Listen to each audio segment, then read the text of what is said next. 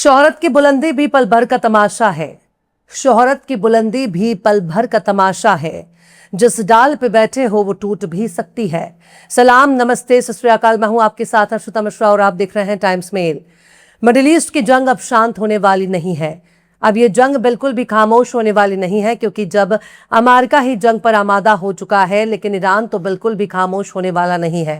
क्योंकि जो कौम बीते 48 साल से अमेरिका और मगरिब की पाबंदियों का सामना कर रहा है, जो कौम 48 साल से अमेरिका की दादागिरी झेल रहा है, जब उसे भी अपनी ताकत का जौहर दिखाने का मौका आया तो वो तो बिल्कुल भी पीछे हटने वाला नहीं है। यानी अमेरिका भले ही ईरान पर हमले का इरादा ना रखता हो, पर ईरान बड़े ही शिद्दत के साथ अमेरिका से जंग के लिए बेताब है और वो बिल्कुल भी अपने कदम पीछे नहीं हटाने वाला। अमेरिका ने यहां तक धमकी दे दी है कि उसके नए नए बनाए गए न्यूक्लियर साइट पर भी वो बमबारी करेगा। उन खतरनाक मजबूत पहाड़ियों में भी वो अपनी बमबारी करेगा, ईरान को नुकसान पहुंचाएगा। तो वहीं ईरान ने भी कह दिया है कि अगर अब अमेरिका में अपनी धमकी पर कोई भी अमल करने की कोशिश की तो बार बार अमेरिका के फौजी अड्डों को निशाना नहीं बनाया जाएगा, बल्कि वो सीधे सीधे अरब देशों को भी निशाना बनाएगा। जो भी मुल्क अमेरिका को इस हमले में मदद करेगा, चाहे जमीन से मदद कर रहा हो, चाहे आसमान से मदद कर रहा हो, चाहे किसी भी तरह का वो मदद कर रहा हो, अगर ईरान पर हमला हुआ तो ईरान मिडिल ईस्ट मौजूद तमाम अमेरिका के यार दोस्तों, उसके किसी भी मददगार को छोड़ने वाला नहीं है। यानी हम तो डूबे हैं सनम, तुमको भी ले डूबेंगे। ईरान को मालूम है कि जब तक अरब देशों में अमेरिका के फौजी अड्डे मौजूद रहेंगे, जब तक मुस्लिम देशों में अमेरिका की फौज मौजूद रहेगी, जब तक अरब के बादशाह अमेरिका को दिलो जान से प्यार करते रहेंगे, जब तक अपनी जमीन और आसमान का इस्तेमाल ईरान के दुश्मनों की हिमायत में होने देंगे, तब तक ईरान महफूज नहीं रहेगा।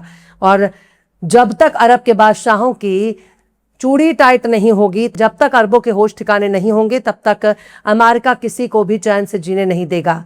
अब तो बाकायदा अमेरिका के डिफेंस डील पर भी सवाल उठने लगा है कि वो अमेरिका अपने फौजी अड्डों को नहीं बचा सकता, जो अमेरिका खुद के फौजी अड्डे को महफूज नहीं कर सकता, अपने फौजियों को मरने से नहीं बचा सकता, जो खुद के तहफ़्फ़ुज़ नहीं कर सकता, जो अमेरिका खुद मार खा रहा है, ईरान के हमलों का सामना कर रहा है। इस अमेरिका की इतनी मजाल कहाँ जो अरब के लोगों की सिक्योरिटी करेगा। अरब के बादशाहों को भी ये बहुत अच्छी तरह से मालूम है कि अमेरिका के फौजी अड्डे कोई उनके मुल्क के तहफ़्फ़ुज़ के लिए नहीं है, बल्कि वो तो इजराइल की सिक्योरिटी के लिए है।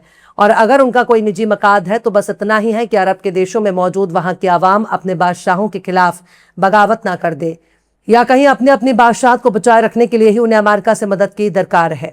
यानी सब कुछ अपनी कुर्सी बचाने के लिए हो रहा है, ताकि जुब्बे वालों की अपनी बादशाहत चलती रहे। वरना अरब के लोग, अरब की आवाम, मिडिल ईस्ट की आवाम इजराइल और अमेरिका को फूटी आग भी देखना पसंद नहीं करती।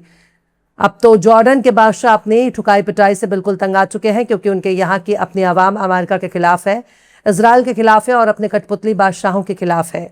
जॉर्डन में अब आवाज़ उठने लगी है कि अमेरिका अपने फौजी अड्डे को हमारे यहाँ से लेकर कहीं और जाए, हमारे इलाके को अमेरिका खाली करे, क्योंकि अगर जॉर्डन में अमेरिका के फौजियों की मौजूदगी रहेगी तो जॉर्डन महफूज नहीं रहेगा।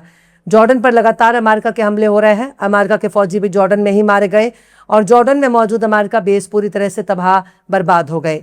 लिहाजा जॉर्डन में अमेरिका की हालत बड़ी पतली नजर आ रही है। जॉर्डन की मशहूर हस्तियों ने, बड़े बड़े इंटेलेक्चुअल पर्सन और बड़े बड़े अरब कबीलों ने जॉर्डन की धरती से विदेशी फौज को हटाने की मांग कर रहे हैं। जॉर्डन के नेशनल, पॉलिटिकल, कल्चरल, इंटेलेक्चुअल और कबाइल से ताल्लुक रखने वाले मानिद हस्तियों ने एक बयान जारी करके जॉर्डन की सरजमीन से गैर मुल्की फौजियों की वापसी की मांग की है। उनका कहना है कि उनकी मौजूदगी की वजह से सिक्योरिटी, सियासी और इक्तिसादी खतरे बढ़ गए हैं। जॉर्डन के बादशाहों ने अमेरिका और इसराइल के आगे अपनी नाक रगड़ी है, अपनी अपनी बादशाहत और हुकूमत को बचाने के लिए एक से बढ़कर एक दगाबाजी की है, जिसका खामियाजा आज पूरी दुनिया के मुसलमान भुगत रहे हैं। अपने मुतालबात पर दस्तखत करने वाले लोगों ने जॉर्डन की हुकूमत से अमेरिका के साथ तय सिक्योरिटी और मिलिट्री समझौते से पीछे हटने के लिए कहा है। इसके साथ ही उसे नेशनल असेंबली के सामने पेश करने का मुतालबा किया है। जॉर्डन के लोगों का कहना है कि उनकी असेंबली, काउंसिल और सिविल सोसाइटी तंजीमों के हुकूक का एहतराम करते हुए वो इस समझौते को रद्द कर दे या फिर उन पर पाबंदी लगा दे। जॉर्डन के अवाम को उन जिम्मेदारियों की जांच करने की इजाजत दे सके जो उर्दून की खुद मुख्तारी और नेशनल सिक्योरिटी को प्रभावित कर सकते हैं। यानी कुल मिलाकर यही कहना है कि वो अपनी कौमी पहचान और कौम की सिक्योरिटी को लेकर कोई समझौता नहीं करना चाहते। यहाँ कौम से मुराद किसी एक जात, बिरादरी या मजहब से नहीं है। कौम का मतलब नेशनल है और यहाँ नेशनल का मतलब जॉर्डन के लोग हैं। यानी जॉर्डन के लोगों की तरफ से जो मुतालबात किए गए हैं वो न सिर्फ उर्दून के बादशाह के लिए गैर मुनासिब हैं, बल्कि उर्दून के बादशाह जिस अमेरिका की जी हुजूरी करते रहते हैं, जिस अमेरिका के पैरों में लेटे रहते हैं, उस अमेरिका को नाराज करने के लिए उर्दून के लोग अपने बादशाह से कह रहे हैं, जो कि बिल्कुल भी मुमकिन नहीं है। पर इतना तो समझ में आ गया कि जॉर्डन के आवाम का मिजाज कैसा है, वो अमेरिका के बारे में क्या सोचते हैं, इजराइल के बारे में क्या सोचते हैं, ईरान के बारे में क्या सोचते हैं, अरब की अपनी कौमियत के बारे में वो क्या सोचते हैं। पर इन सब से दूर अमेरिका ईरान पर हमले के लिए बेताब है। ईरान भी जवाबी हमला दे रहा है, लेकिन यहाँ गौर करने वाली बात यह है कि जिस तरह से ईरान अमेरिका के फौजी अड्डों को निशाना बना रहा है, वो बारीक से बारीक जानकारी भी उनके पास कैसे पहुंच गई। जाहिर सी बात है कि ईरान ने चीन और रूस के सैटेलाइट की मदद हासिल कर ली है। ईरान के पास अपना कोई खलाई ताकत तो है नहीं, इसके बावजूद भी अगर उसके पास खलाई फैसिलिटी मौजूद है और इसी के दम पर वो सटीक निशाना लगा रहा है, यानी इंच दर इंच सेंटीमीटर के हिसाब से भी अगर वो सटीक लोकेशन पर अपने मिसाइल मार रहा है, तो इस बात से इनकार करना काफी मुश्किल है कि उसने चीन और रूस की खलाई मदद ना ली हो। वहीं जॉर्डन और ईरान के हजारों मील दूर न्यूयॉर्क सिटी के मेयर जोहरान ममदानी ने दुनिया में नेतन्याहू के मामले में सख्त नाराजगी का इजहार किया। और कल तक वो जिस बेंयामिन नेतन्याहू को दुनिया को अमेरिका आने पर गिरफ्तारी की धमकी दे रहे थे, उस गिरफ्तारी के लिए उन्होंने अपनी मजबूरी का इजहार किया है और ये बता दिया है कि हमारे पास वो ताकत नहीं है जिसके जरिए बेंयामिन नेतन्याहू को गिरफ्तार किया जा सके। इसके लिए यूनियन गवर्नमेंट की पावर को ही इस्तेमाल किया जा सकता है, जो फिलहाल अमेरिकी सदर डोनाल्ड ट्रंप के हाथों में है। यानी जब तक डोनाल्ड ट्रंप नहीं चाहेंगे, तब तक दुनिया में नेतन्याहू को गिरफ्तार नहीं किया जा सकता। आने वाले कुछ महीनों में बेंयामिन नेतन्याहू को यूनाइटेड नेशंस के प्रोग्राम में शिरकत के लिए अमेरिका आना है। जोहरान ममदानी यही चाहते हैं कि बेंयामिन नेतन्याहू को गिरफ्तार करके बैनुल अक़वामी अदालत में पेश किया जाए, क्योंकि वो इंटरनेशनल क्रिमिनल कोर्ट का मुजरिम है, जिसको इंटरनेशनल कोर्ट ने वॉर क्रिमिनल करार दिया। और बेंयामिन नेतन्याहू के कंधे पर जब तक अमेरिका का हाथ है, तब तक डोनाल्ड ट्रंप उसके साथ है, तब तक बेंयामिन नेतन्याहू को गिरफ्तार करने की हिम्मत किसमें है।